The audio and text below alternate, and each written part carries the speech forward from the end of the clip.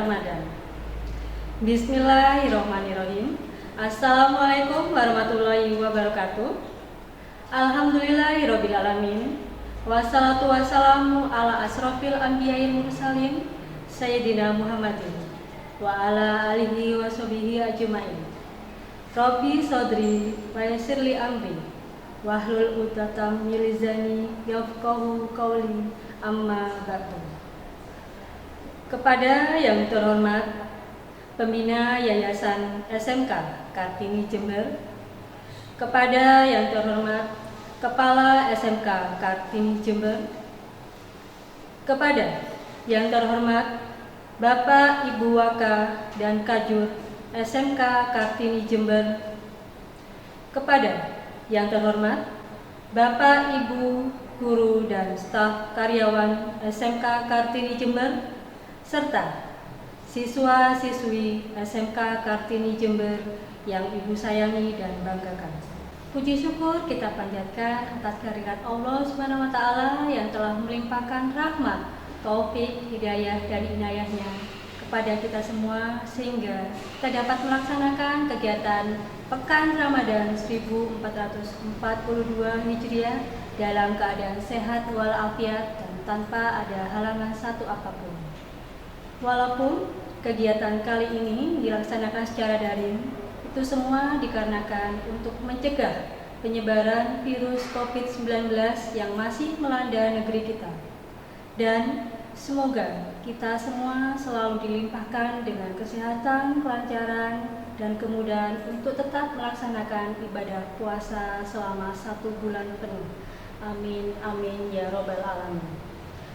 Tak lupa sholawat serta salam selalu kita junjungkan kepada Nabi besar Muhammad SAW beserta keluarga dan para sahabatnya. Semoga kita semua selalu mendapatkan syafaatnya di yaumul akhir nanti. Amin, amin, Allahumma amin. Siswa-siswi SMK Kartini Jember yang berbahagia, perkenankanlah saya di sini selaku pembawa acara akan membacakan susunan acara pada kegiatan kali ini, yaitu pertama, pembukaan, yang kedua, penyampaian materi, dan yang terakhir, penutup. Baiklah anak-anakku, marilah kita buka kegiatan Pekan Ramadan 1442 Hijriah dengan mengucapkan basmalah bersama-sama. Bismillahirrahmanirrahim. Memasuki acara yang kedua, yaitu penyampaian materi Pekan Ramadan 1442 Hijriah dengan tema fikih yang akan disampaikan oleh Bapak Ahmad Fajar Subagni. Baik, terima kasih disampaikan kepada pembawa acara yang sudah memberikan waktunya kepada saya. Bismillahirrahmanirrahim. Assalamualaikum warahmatullahi wabarakatuh. Alhamdulillahirabbil alamin. Nahmaduhu wa nasta'inuhu wa nastaghfiruh wa na'udzu billahi min syururi anfusina wa min sayyiati a'malina. May yahdihillahu fala mudhillalah wa may yudlil fala hadiyalah. Asyhadu an la ilaha illallah wahdahu la syarikalah wa asyhadu anna Muhammadan abduhu wa rasuluhu la nabiyya ba'dah. Allahumma shalli wa sallim wa barik ala sayyidina Muhammadin wa ala alihi wa sahbihi wa barik wa sallim ajmain, amma ba'du. Pembina Yayasan SMK Kartini Jember yang saya hormati, Kepala Sekolah SMK Kartini Jember yang saya hormati, Bapak, Ibu, Waka, dan Kajur SMK Kartini Jember yang saya hormati, Bapak, Ibu guru, dan staf karyawan SMK Kartini Jember yang saya hormati, anak-anakku, siswa-siswi SMK Kartini Jember yang saya cintai dan saya banggakan. Alhamdulillahirabbil alamin. Puji syukur selalu kita panjatkan kehadirat Allah Subhanahu wa Ta'ala yang telah memberikan banyak sekali kenikmatan kepada kita, sehingga alhamdulillah pada kesempatan pagi hari ini kita masih diberikan kesehatan sehingga bisa melaksanakan kegiatan Pekan Ramadan 1442 Hijriah dengan keadaan sehat walafiat. Amin ya rabbal alamin. Adapun kegiatan Pekan Ramadan tahun ini kita laksanakan secara daring, secara online ya. Karena untuk memutus penyebaran virus COVID-19 yang masih ada di negara kita tercinta ini. Mudah-mudahan musibah ini cepat berlalu dan kita semua bisa melaksanakan kegiatan seperti sedia kala atau dengan keadaan yang normal kembali tanpa adanya virus. Tak lupa sholawat dan salam selalu kami panjatkan kepada beliau, Baginda Nabi besar Muhammad Sallallahu Alaihi Wasallam, yang akan memberikan syafaatnya nanti kepada umat manusia, kepada umatnya di yaumul akhir. Allahumma amin ya rabbal alamin. Siswa-siswi SMK Kartini Jember yang berbahagia, alhamdulillah kita bertemu lagi di kegiatan Pekan Ramadan 1442 Hijriah di hari yang kedua ya. Di hari yang kemarin kita sudah melaksanakan kegiatan Pekan Ramadan, dan di hari yang kedua ini kita alhamdulillah diberi kekuatan lagi oleh Allah untuk melaksanakan kegiatan Pekan Ramadan lagi. Tetapi kegiatan Pekan Ramadan pada pagi hari ini tema kita berbeda. Tema kita yaitu tentang fikih pada pagi hari ini dengan judul puasa dan bentuk amalannya ya. Jadi kita nanti akan membahas tentang fikih atau hukum tentang puasa dan bentuk amalannya apa saja. Ini ya. Siswa-siswa SMK Kartini Jember yang berbahagia,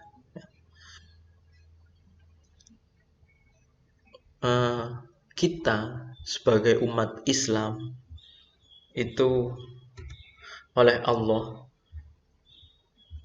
diwajibkan untuk melaksanakan ibadah di bulan yang penuh berkah ini, di bulan Ramadan ini adalah ibadah puasa, yaitu terdapat di dalam surat Al-Baqarah ayat 183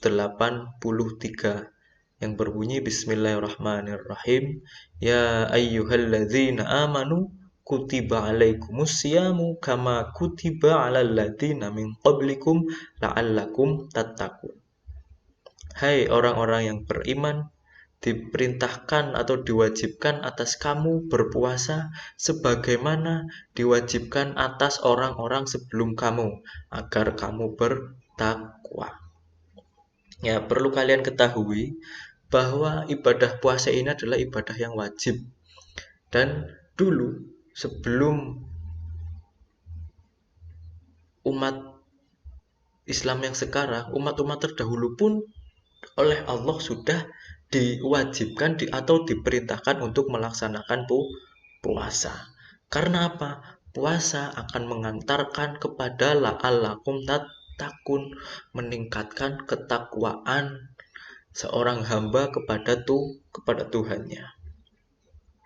Oke, kita langsung saja ke yang pertama, yaitu ada syarat wajib puasa.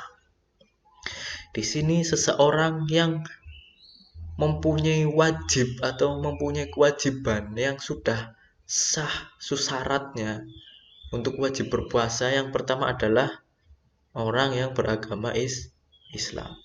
Jadi kalau ada orang yang tidak beragama Islam tidak diwajibkan untuk berpuasa, karena puasa hanyalah untuk umat Islam. Yang kedua, balik. Balik di sini adalah batasan seseorang sudah dikenakan hukum. Kalau yang laki-laki itu batasan baliknya apabila dia sudah mengalami mimpi basah, dan untuk yang perempuan itu apabila sudah haid. Ya, ini balik. Yang ketiga, berakal. Jadi seorang wajib berpuasa apabila mempunyai akal, berakal, mempunyai pikiran. Pikirannya ini waras ya, tidak gila. Pikirannya ini sehat. Dan yang ketiga adalah sehat jasmani dan rohani. Di sini sehat atau sihat, sehat. Dan yang kelima, bermukim, tidak musafir, tidak dalam bepergian ya. Jadi seseorang yang bermukim adalah orang yang mendiami sebuah wilayah tertentu ya. Bermukim, tidak dalam bepergian. Kalau orang yang sedang bepergian, itu yang dinamakan tidak musafir adalah, batasannya musafir ini adalah bepergian yang jaraknya itu lebih dari 80 km. Ya, contoh kalau dari sini Jember ke Surabaya itu sudah lebih dari 80 km. Dan sudah dinamakan musafir, jadi tidak dalam bermukim lagi, tapi sedang dalam perjalanan. Dan yang keenam, syarat wajib puasa adalah suci dari haid dan nifas. Jadi kalau seseorang perempuan dalam keadaan suci dari haid dan nifas, ini diwajibkan untuk berpuasa. Ya, jelas ya ini ya. Oke, kalian bisa siapkan ballpoint dan buku tulisnya. Materi ini bisa kalian catat. Syarat wajib puasa kalian sudah ketahui. Sekarang syarat sah puasa. Jadi seseorang dianggap sah melaksanakan ibadah puasa itu apabila yang pertama beragama Islam, yang kedua berakal dan mumayyiz ya, berakal, tidak gila. Mumayyiz adalah ini, anak yang telah mencapai usia sekitar 7 tahun sehingga sudah bisa membedakan antara hal bermanfaat dan hal yang berbahaya bagi dirinya. Jadi kalau kalian punya adik ya, atau punya saudara yang umurnya sekitar 7 tahun, kalian latih untuk berpuasa. Walaupun mereka belum wajib, tapi mereka sudah sah apabila melaksanakan puasa. Anak-anak itu sudah mendapatkan pahala puasa. Ya ini, umurnya sekitaran 7 tahun. Atau mumayyiz, bisa membedakan hal baik dan buruk bagi dirinya. Dan yang keempat, sah berpuasa apabila sudah nyata masuk bulan Ramadan. Jadi jangan sampai kalian bulan Ramadan masih 2 hari lagi, misalkan di akhir bulan Sya'ban tanggal 28 Sya'ban kalian sudah berpuasa Ramadan. Ini puasanya tidak sah ya, belum dianggap puasa Ramadan. Karena apa? Belum masuk di dalam bulan Ramadan, belum nyata. Ini ya, sekalian catat.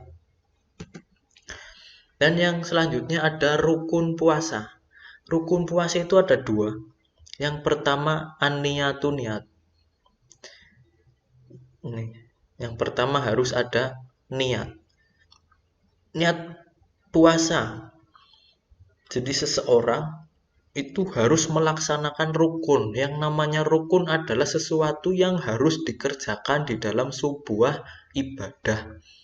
Jangan sampai rukun itu tertinggal. Kalau rukun itu tertinggal, maka ibadah itu gugur, tidak sah, atau tidak dianggap ibadah. Jadi rukun yang pertama niat. Niat ini harus kalian lakukan.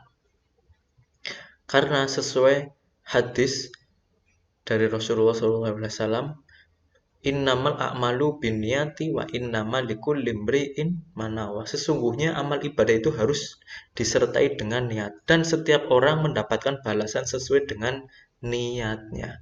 Hadis riwayat Bukhari.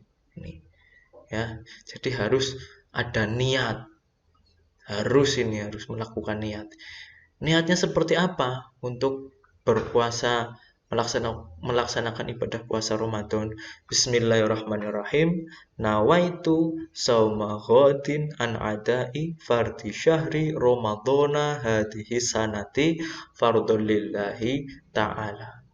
Saya yakin, Bapak yakin, siswa-siswi SMK Kartini Jember ini sudah hafal semua niat puasa ini.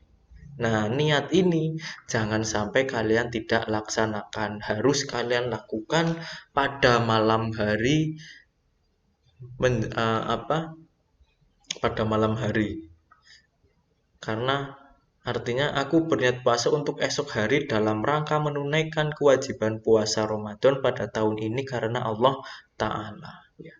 Biasanya setelah sholat raweh berjamaah, kita bersama-sama di masjid melaksanakan niat ini, membacakan niat. Atau setelah selesai sahur, ini juga tidak apa-apa. Jangan sampai misalkan hari ini berpuasa, kalian niatnya adalah pada saat ini juga. Jangan sampai. Sebelumnya, pada saat malamnya itu lebih diutamakan, ya, melaksanakan niatnya itu. Yang kedua, menahan diri dari segala yang membatalkan puasa. Ya kita harus melakukan ini. Bisa menahan diri. Dari kapan? Menahan diri dari terbitnya fajar hingga masuknya waktu malam atau terbenamnya matahari. Sesuai dengan surat Al-Baqarah ayat 187, bahwa batasan puasa sudah diatur. Dan makan minumlah hingga terang bagimu benang putih dan benang hitam, yaitu fajar. Kemudian sempurnakanlah puasa puasa itu sampai malam. Ini batasannya. Dari terbitnya fajar di waktu pagi atau subuh sampai tenggelamnya matahari atau sampai azan maghrib. Jadi harus bisa menahan dari sesuatu yang dapat membatalkan puasa. Waktunya dari terbitnya fajar di waktu subuh sampai terbenamnya matahari pada waktu maghrib. Ini rukun puasa. Nah, perkara yang membatalkan puasa. Yang pertama, makan dan minum dengan sengaja. Ya ini. Kalian pada saat melaksanakan puasa, terus tiba-tiba makan dan minum dengan sengaja, itu sudah batal puasanya. Terus yang kedua, memasukkan dengan sengaja benda ke dalam rongga yang terbuka, seperti lubang telinga, hidung, mulut, dan 2 lubang kemaluan. Nah, ini ya. Yang ketiga, muntah dengan sengaja. Yang keempat, keluar haid dan nifas bagi perempuan. Yang kelima, gila. Ya. Yang keenam, murtad atau keluar dari agama Islam. Dan yang ketujuh, keluar air mani dengan sengaja, ini untuk yang laki-laki ini. Dan yang kedelapan, bersetubuh atau berhubungan suami istri di siang hari, ini bisa membatalkan puasa. Jadi 8 hal ini harus kalian jauhi apabila sedang melaksanakan ibadah puasa. Yang selanjutnya, perkara yang disunahkan ketika puasa.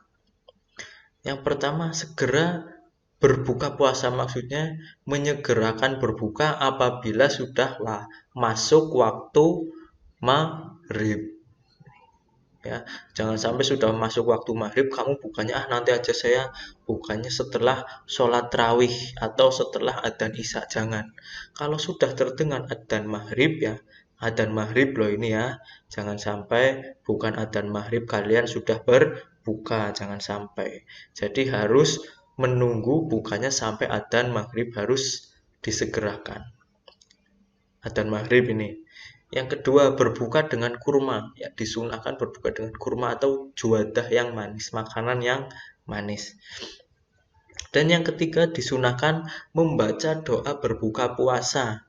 Bismillahirrahmanirrahim. Allahumma laka sumtu wa ala rizkika aftortu dahabat doma'u wabtalatil uruku wasabatal ajru insyaallahu ta'ala. Artinya, duhai Allah, untukmulah aku berpuasa, atas rizkimulah aku berbuka, telah sirna rasa dahaga, urat-urat telah basah, dan semoga pahala telah ditetapkan, insya Allah. Ya, ini doa berbuka, jadi harus disunahkan membaca doa. Yang keempat, melambatkan atau mengakhirkan bersahur. Maksudnya apa? Jadi pada saat kamu berpuasa, ini mengakhirkan atau melambatkan sahur ini jangan sampai kalian sahurnya jam 12 malam ya itu boleh saja, cuman tidak mendapatkan pahala sunnah. Nah, yang mendapatkan pahala sunnah sahur yang seperti apa? Waktunya adalah sepertiga malam terakhir, ya antara setengah 3 sampai setengah 4 itu kalian jam-jam itu berpuasa, bersahur, melaksanakan sahur.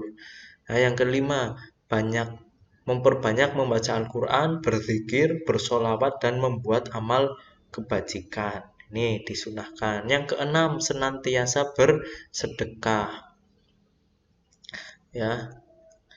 Yang ketujuh, jauhkan daripada bercakap perkara yang sia-sia atau membuat perbuatan yang tidak membawa manfaat. Jadi bercakap-cakap atau berbicara yang tidak penting nih.